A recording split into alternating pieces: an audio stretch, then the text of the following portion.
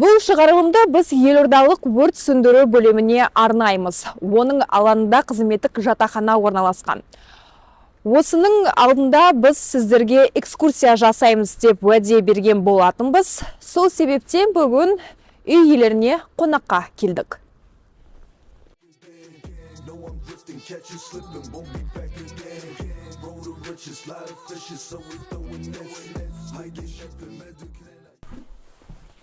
Саламатсыз ба?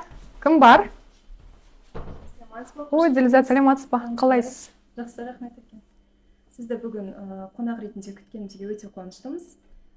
Қонақ бөлмемізге өтейік. Бәрі келді, рахмет. Қыздар, сіздермен танысқаныма өте қуаныштым. Ең бірінші менің сұрағым, осы қызметтік жатақханаға көшкен кезде қандай әсерде болдыңыздар? Сәлеметсіз бе? Біз осы жатақхана туралы хабарды естіген кезде жұмыстан береді деп өте қуанышты сәтте болдық. Осының ішінде керекті заттардың барлығы бар. Жаңа үлгіде салынған. Бөлмеміздің ішінде автомат машинка, кровать, телевизор, даже кондиционерге дейін бар. Біз киімдерімізді жинап, бір чемоданмен ғана келдік. Осы жатақханаға біздің президентіміз келіп кетті. Қандай әсерде болдыңыз? Өте толқыдым. Негізі бізге маған айтты да, президенттің алдынан сіз шығасыз деп, менің кішкентай бөпем бар.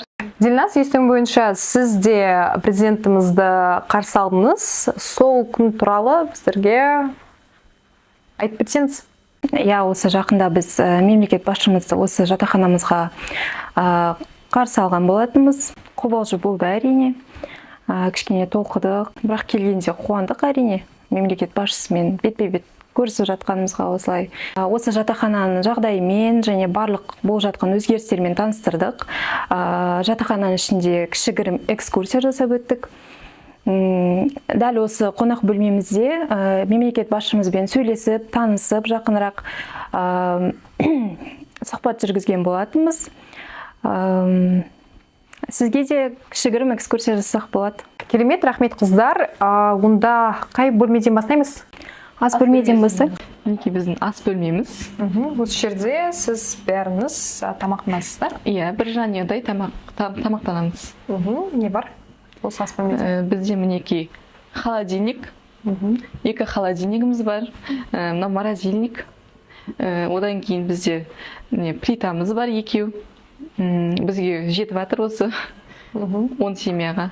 Осы жердегі тұрмыстық техниканы сіздер өздеріңіз сатып алдыңыздар ма? Жоқ, бізде осылай барлығы болды. Ішінде бәрі болды. Дилназ, сіз осы қызметтік жатақханада қай уақыттан бері тұрып жатсыз? Біз осы жатақханаға көшкенімізге 2 айдан асты. Жалпы ұнап жатыр, өте қатты. Қыздарға бәрімізге ұнап жатыр.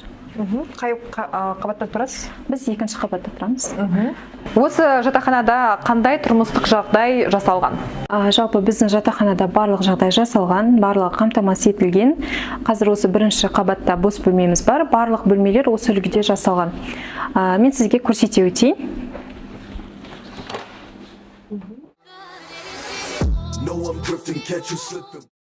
Бөлменің ішімен таныстыра кететін болсам, бізде кіреберісте үлкен шкафымыз орналасқан, киім бүктейтін, киімдеріміз салатын жер, қысқы киімдерді ілетін жер барлығы ішінде қамтамасыз етілген.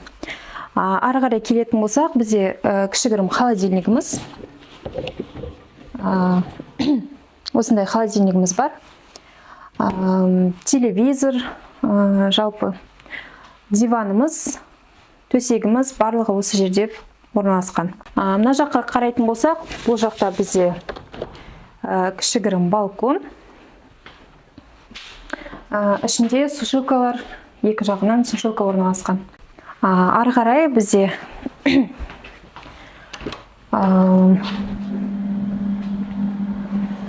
жуынатын бөлмеміз. Мына жерде душевая кабинамыз бар. Стиральный машинамыз бар. Қол жуатын жер және санузел. Біздің жатын орнымыз осы күйде жиналып, мына жерде диванымыз қалады, және де біраз орнымыз босайды. Және тағы да айта кететін жағдай, ол бізде кондиционер бар бөлмемізде, әр бөлмеде осы кондиционер қамтамасыз етілген. Біз айта кеткендей, кірген кезімізде бізге барлық жағдай жасалды. Жастық, көрпе, сүлгілеріміз, постельдік комплектімізге дейін қамтамасыз етілді.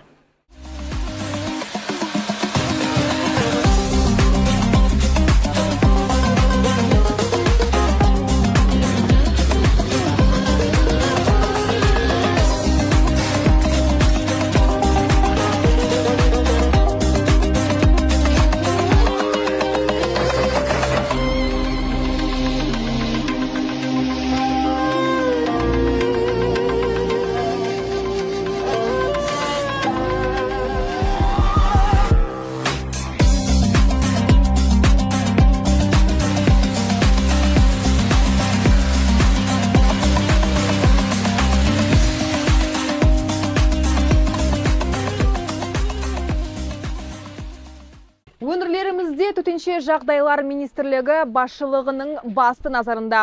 Қазір Атырауда жаңа су құтқару станциясы салынып жатыр. Онда осындай үлгідегі қызметтік жатақханамен қоса барлық жағдайлар қарастырылатын болады. 112 KZ YouTube арнамызға жазылып, пікірлеріңізді қалдырыңыздар. No, I'm drifting, catch you slipping, won't be back again. No, I'm drifting, catch you slipping, won't be back again. Roll the riches, lot of fishes, so we throwing nets. Hide the ship, the magic.